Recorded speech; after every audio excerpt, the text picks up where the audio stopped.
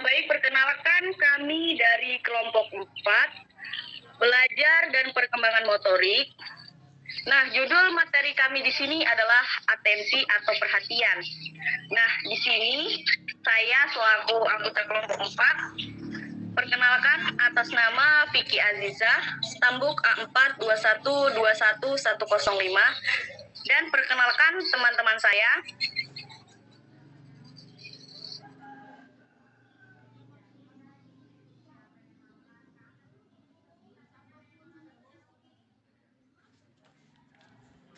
Nama saya Hikmah, nomor stambuk A421211110.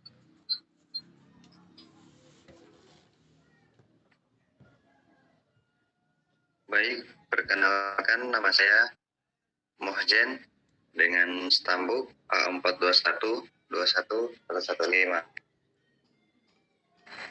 Ya, perkenalkan nama saya Wirawan Kusumanggesa dengan akhir stambuk 100.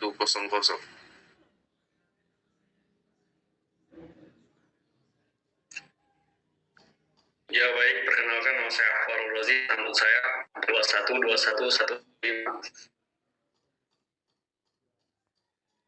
Perkenalkan nama saya Ardika Rustira dengan akhiran stambuk 005.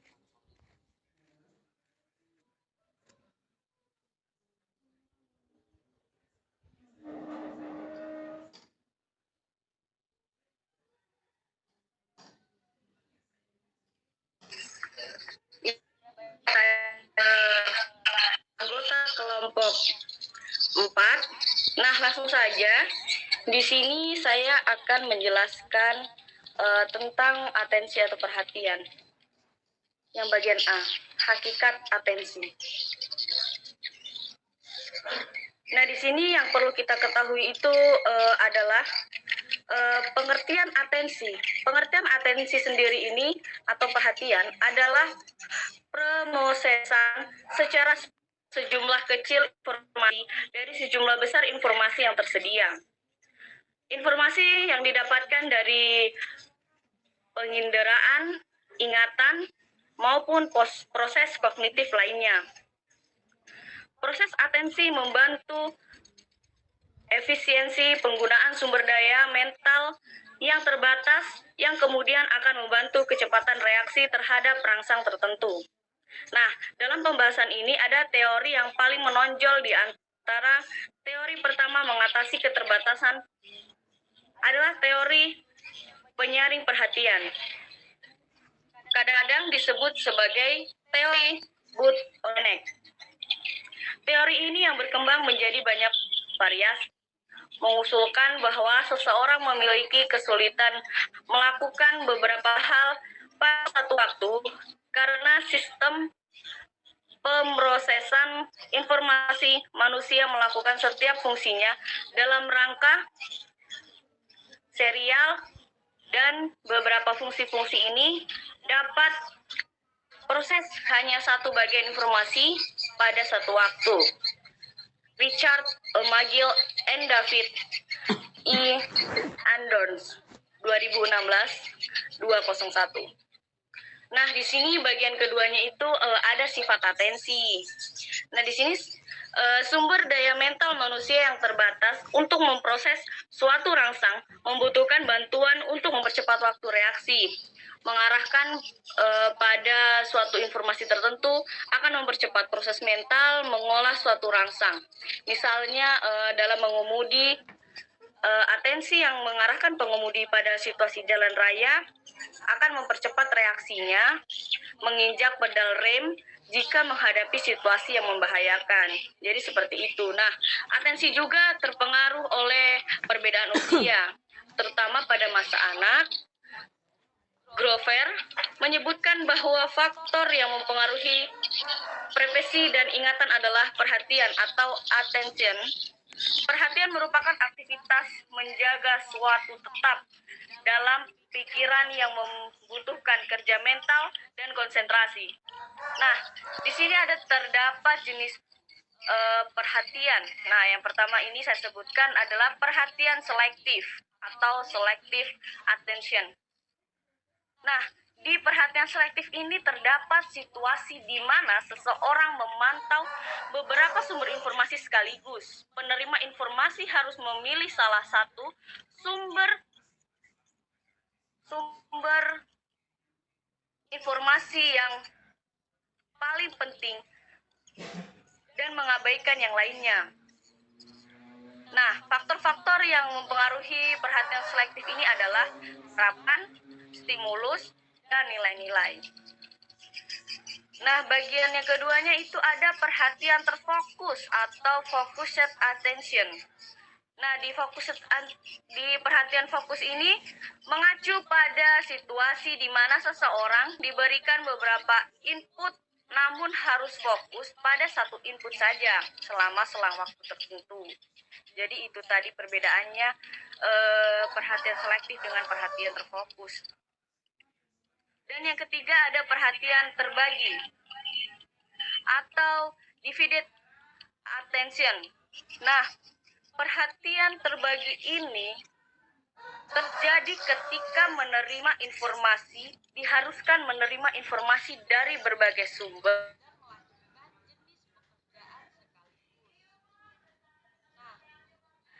Yang keempat, perhatian yang terus-menerus atau sustained attention.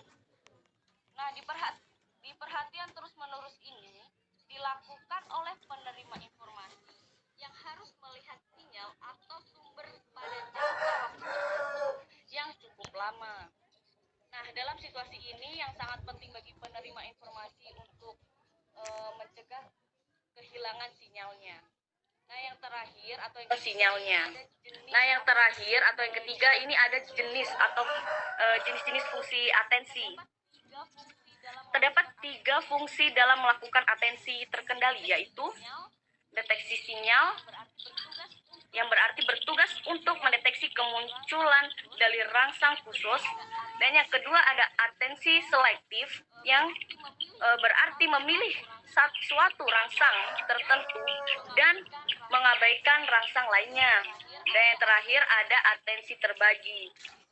Di sini atensi terbagi ialah menempatkan sumber daya atensi secara bijaksana untuk mengkoordinasi pelaksanaan beberapa tugas sekaligus. Nah, itu tadi pengertian atensi, sifat atensi, serta jenis fungsi atensi yang telah saya sebutkan dan telah saya paparkan. Selanjutnya akan dilanjutkan oleh teman saya, Hikmah. Saya persilakan. Terima kasih untuk kesempatannya yang sudah diberikan kepada saya. Tadi Aziza sudah menjelaskan tentang hakikat atensi, dan di sini saya akan menjelaskan proses atensi. Atensi dapat merupakan proses sadar maupun tidak sadar. Yang pertama itu proses otomatis, tidak melibatkan kesadaran, misalkan mengarahkan pandangan pada rangsangan yang menarik secara kosong. Memperhatikan secara otomatis dilakukan tanpa bermaksud untuk memperhatikan suatu hal. Perhatian terhadap suatu hal atau tidak dapat dibentuk sehingga menjadi otomatis atau otomatisasi melalui latihan dan frekuensi melakukan tindakan tersebut. Yang kedua itu proses terkendali, biasanya dikendalikan oleh kesadaran, bahkan membutuhkan kesadaran untuk dapat mengarahkan atensi secara terkendali. Biasanya proses terkendali membutuhkan waktu lebih lama untuk dilakukan karena dilakukan secara bertahap. Stimulasi yang diterima oleh sistem indera tubuh kemudian diterima manusia sebagai informasi dan disimpan dalam ingatan. Ingatan ini mempengaruhi prestasi manusia dan kemudian menjadi ingatan kerja atau ingatan jangka pendek. Dijaga dengan adanya proses dan kemudian disimpan dalam ingatan jangka panjang. Yang pertama itu neurologi atensi dengan fungsi otak. Bagian otak yang memproses atensi terletak pada anterior di dalam frontal lobe yang aktif pada proses atensi terkendali dan pada posterior di dalam parietal lobe. Atensi juga yang kedua itu adalah atensi visual. Semakin kecil bayi, semakin sulit untuk mengalihkan perhatian pada hal lain. Karena gerak motorik dan mata masih terbatas pada dewasa, kerusakan pada posterior parietal lobe pada menyebabkan pengabaian yang parah pada integrasi internasionalitra visual dan penginderaan lainnya. Yang ketiga itu ada gangguan pada atensi. Beberapa gangguan pada atensi menyebabkan terjadinya gangguan perilaku pada anak seperti yang pertama itu ada autisme. Kelainan perkembangan sistem saraf pada seseorang yang kebanyakan diakibatkan oleh faktor hereditas dan kadang-kadang telah dapat dideteksi sejak bayi berusia 6 bulan. Gejala-gejala autisme dapat muncul pada anak mulai dari usia 30 bulan sejak kelahiran hingga usia maksimal 3 tahun. Penderita autisme juga dapat mengalami masalah dalam belajar, komunikasi, dan bahasa. Seseorang dikatakan menderita autisme apabila mengalami satu atau lebih dari karakteristik berikut.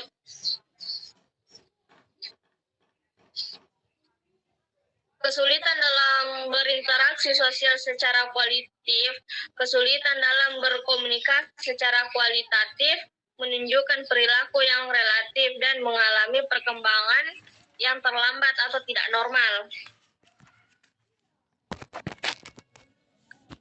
Yang kedua itu adalah gangguan perkembangan dalam peningkatan aktivitas motorik anak-anak hingga menyebabkan aktivitas anak-anak yang tidak lazim dan cenderung berlebihan.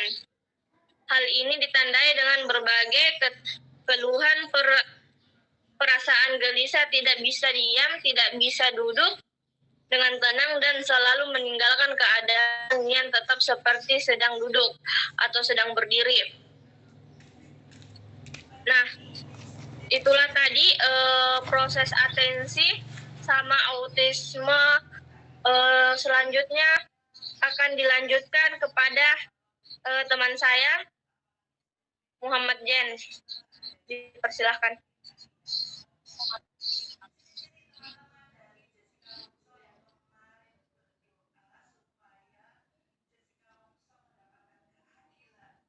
Baik, bismillahirrahmanirrahim. Assalamualaikum warahmatullahi wabarakatuh. Dan selamat siang. Saya akan menjelaskan teori perkembangan menurut Piaget, psikolog Swiss Jean Piaget. Merancang model yang mendeskripsikan bagaimana manusia memahami dunianya dengan mengumpulkan, mengorganisasikan informasi. Menurut Piaget, seperti yang dikutip Woolfolk 2009, perkembangan kognitif dipengaruhi oleh maturasi atau kematangan, aktivitas dan transmisi sosial. Maturasi atau kematangan berkaitan dengan perubahan biologis yang terprogram genetik. Piaget mengadakan penelitian pada anak mengenai perkembangan kognitif anak. Dari penelitiannya, Piaget mengusulkan 4 tahapan perkembangan kognitif yang tiap tahapannya berhubungan dengan usia dan cara berpikir. Tahap pertama yakni tahap sensori motor atau dari usia lahir sampai 2 tahun. Pada tahap ini, seorang bayi membangun pemahamannya tentang dunia sekitarnya melalui koordinasi pengalaman indrawinya dengan gerakan motorik. Dan yang kedua, tahapan preparasional atau sekitaran usia 2-7 tahun. Tahapan yang ketiga,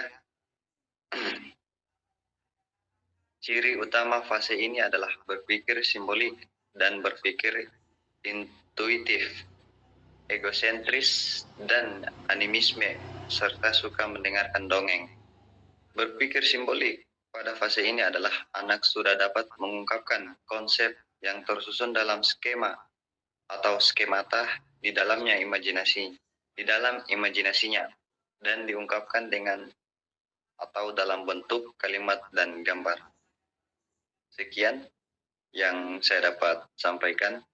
Selanjutnya akan disampaikan rekan saya. Terima kasih.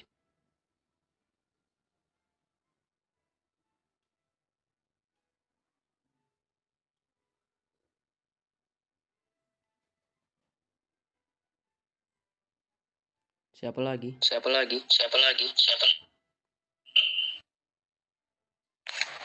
Baik, kemudian masuk ke tahap 4, di mana yaitu teori-teori pengolahan informasi dalam memori manusia. Baik, poin pertama yaitu teori kognitif. Dari kognisi bisa diartikan pikiran. Baik, menurut Gagne, seperti yang dikutip Jamaris 2010, bahwa kognitif adalah proses yang terjadi secara internal di dalam pusat susunan saraf pada saat manusia sedang berpikir. Teori kognitif ini juga menekankan peran struktur ingatan dan pengetahuan terhadap proses penerimaan, pengosesan, penyimpanan, dan pemanggilan kembali informasi. Baik, teori kognitif tertuju kepada hal-hal yang terjadi di dalam kepala kita ketika kita belajar ataupun berpikir. Teori kognitif juga mengambil perspektif bahwa siswa secara aktif memproses informasi dan pembelajaran yang sedang berlangsung melalui usaha-usaha siswa. Ketika siswa mengaturnya, hubungan baru dengan pengetahuan lama, yaitu ada skema dan teks. Pendekatan kognitif juga menekankan bagaimana informasi diproses.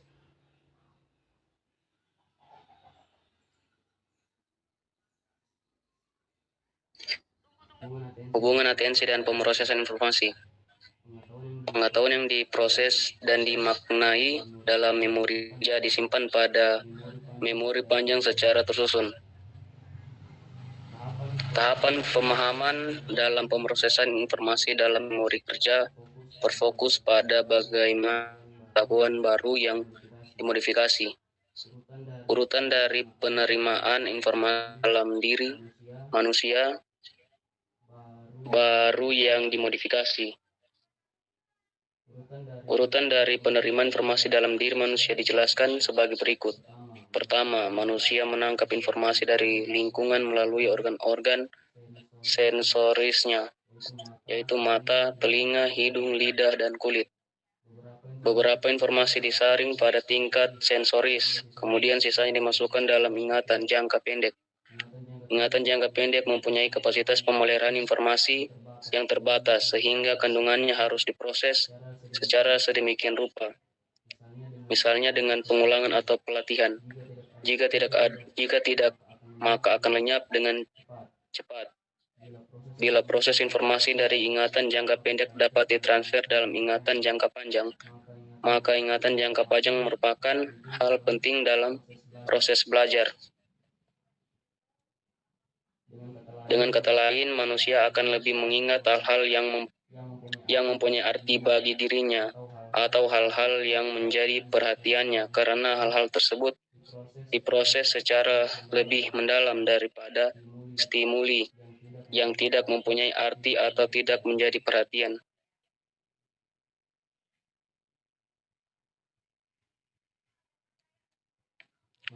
Menurut si Firin, semakin lama informasi berada dalam memori jangka pendek melalui kegiatan latihan atau pengulangan, semakin besar kemungkinannya informasi itu tersimpan di memori jangka panjang. Oke, selanjutnya saya serahkan kepada teman saya. Ya, oke baik. Di sini saya akan menjelaskan tentang atensi dan keberhasilan aktivitas motorik.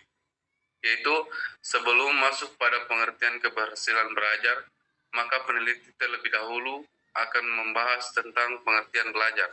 Konsep belajar menurut UNESCO menuntut setiap satuan pendidik untuk dapat mengembangkan 4 pilar pendidikan, baik untuk sekarang dan masa depan. Yaitu yang pertama, learning to know, yang berarti belajar untuk mengetahui. Yang kedua, learning to do, belajar untuk melakukan sesuatu, dan hal ini peserta didik dituntut untuk terampil dalam melakukan sesuatu. Yang ketiga, learning to be, belajar untuk menjadi seseorang.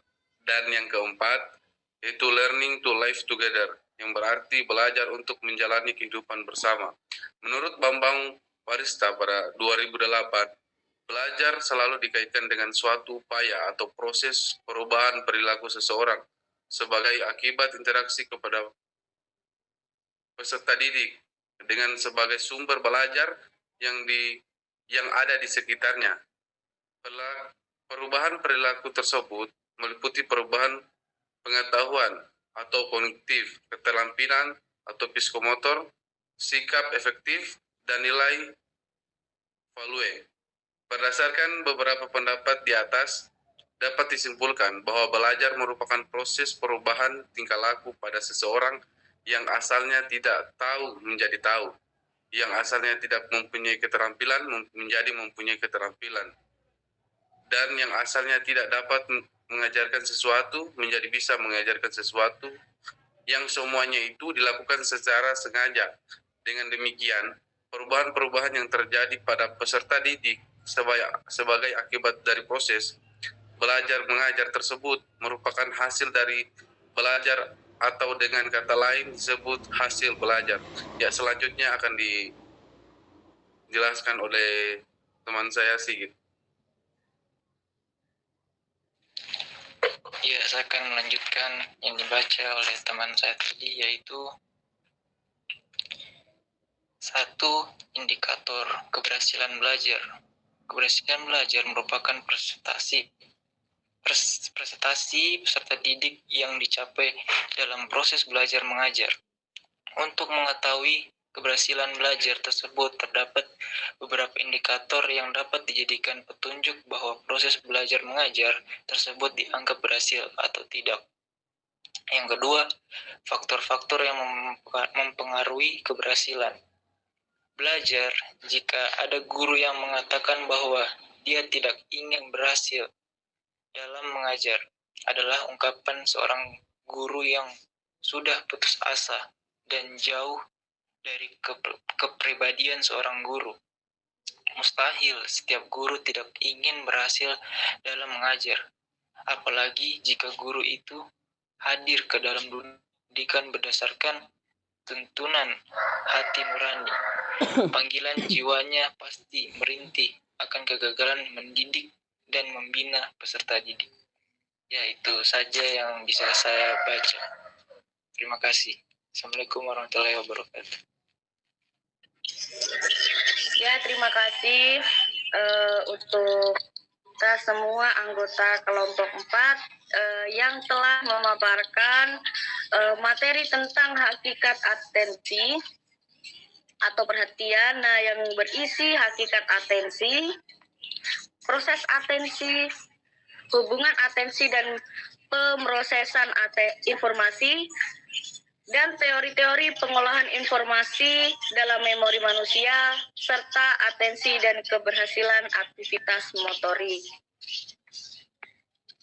Dan saja dari kami kelompok 4, kurang dan lebihnya kami mohon maaf. Sekian presentasi hasil diskusi dari kelompok kami akhiri. Kami akhiri. Wassalamualaikum warahmatullahi wabarakatuh.